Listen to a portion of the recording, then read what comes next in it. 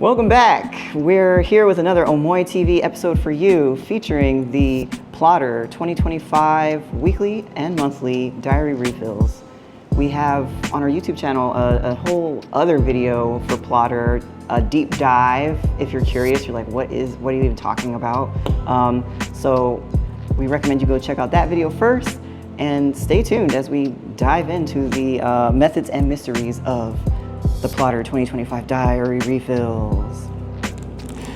These are the refills. Stay tuned also because we're going to be making videos all planner season long for the planners that we're expecting here at Omoi, which runs the gamut from Delphonic's 2025 planners, Hobonichi Techo, we're getting a little bit of those. We're getting Marks, a second round of Marks. We already have some Marks planners in right now. We're getting MD paper.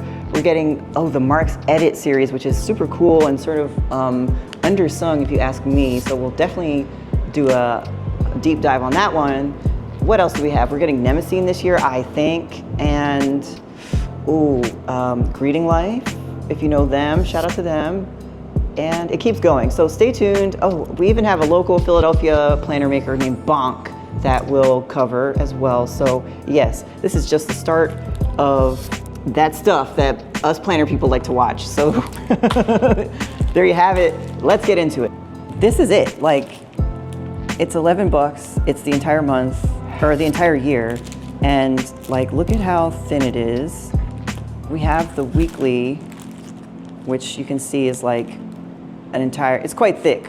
And the monthly is not as thick. So it's not a lot to carry around. If you are, you're a planner person, usually you have a whole dedicated book that is just the planner itself that is about as big as this on its own.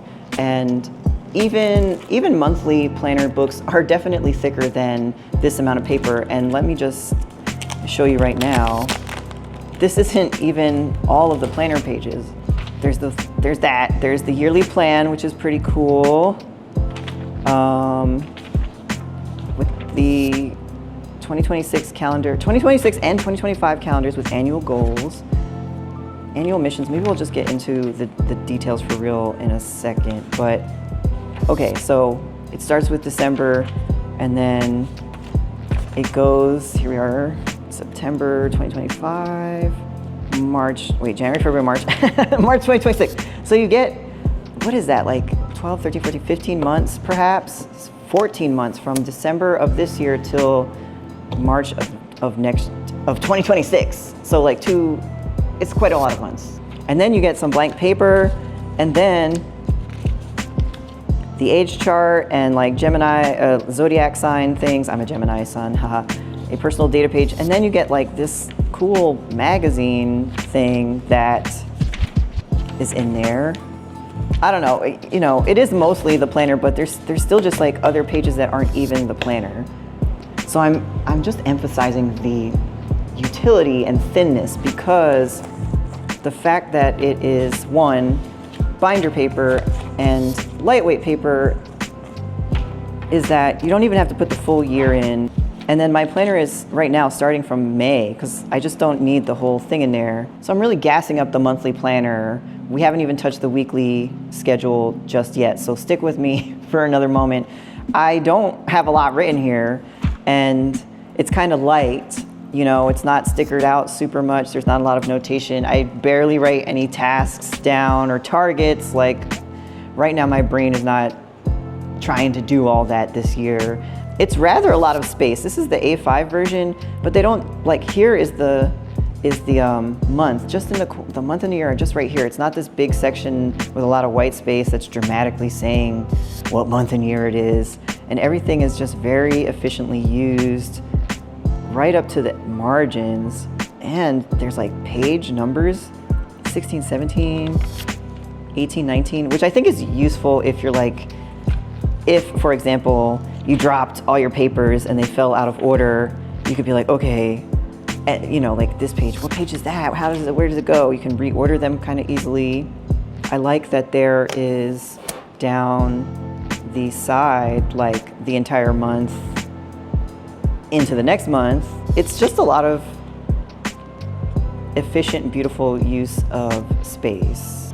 But this is the 2024. So this is the 2025 right here. Let's ponder that and get into the weekly schedule next. How about that? This is the store display plotter with a lot of artwork and writing and stuff by our merchandiser Shai. Okay, let me just get these things a little organized. Inspiration is everywhere. Carry a notebook. I'm thinking, where do I want to put this? Let's put our planner here. So here's the weekly schedule. And do I want to put in the full year? I'm not sure. Maybe I'll just put in the first quarter of 2025. That's probably a good way to do it. At work, often our schedules and calendars here at Omoi are set to quarterly schedules. Wait, what? Okay, January, February, March, okay. Let's see, there's not a magazine in here, I think, like the monthly ones have, because there's just already so much paper for the weekly. They don't have to like pad it out with the extras. I'm just gonna keep the rest off to the side for later in the year. Open up my plotter. Get it all nice. Oh, it just goes in so perfectly. Voila, okay. So it's not much different in the opening pages. The annual goal is super helpful. I know people are out there who are very goal focused or project planner people, or they already use planners that have a lot of prompts and targeting things for you to stay focused on stuff that you're doing. I'm not one of those people right now in my life. So it's useful to just be like annual goal, because I'll be going through life thinking I haven't accomplished anything, and then I look back at the annual goals I wrote at some point in time and be like, oh my gosh, I did do that. Good, cool. Ooh, annual mission. Again, annual mission, you could write out lengthy or like paragraphs, or you can just write, a single thing. And then you got your 0 to 50 to 100% check boxes. It doesn't start, we don't get the December start with the monthly. We start exactly on the last days of December, and then the new year is here. Oof, it looks good. It looks really good.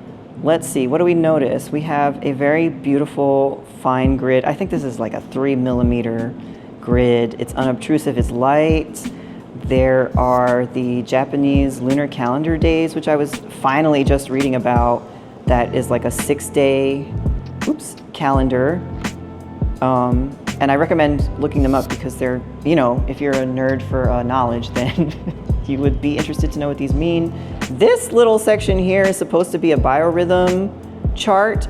I have not found anybody yet who has been using this or can like describe it. I'm very intrigued. If you use this thing, and it's on the monthly too, if you use it, please let us know. Please drop us some facts.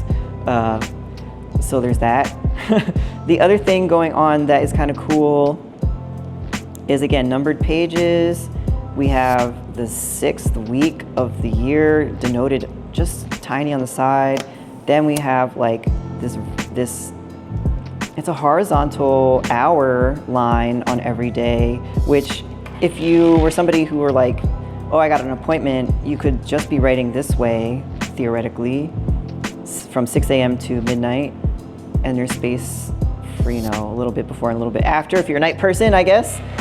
You could interpret it as you have this entire line across, since it is, lined and formatted in this way, or you could just use this as a whole blank page if you really wanted. Oh, I'm just noticing now too, so like you have the hours on this side, so you could be writing appointments this way on this side, and then on this side, since they're connected, you could write, what happened that day, or like more journaling space, or just like, or you could just be totally chaotic and write all over the entire thing, sloppy to-dos, who knows, get people's signatures off the street, I don't know. And then over here, there's like the weather marks. We got sunny, cloudy, rain, and snow. Very fun.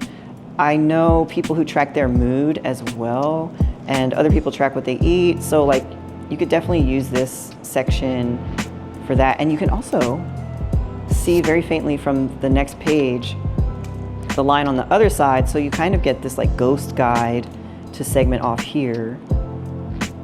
The details, the details. Okay, and then on the side, so this is the week, and we still get the whole month and most of March too. That's just like super useful number line stuff. If you're somebody who's always like, what date is that? What day is that? I need to know what week that is. Even if you don't have a lot of things to do, this type of stuff is super useful.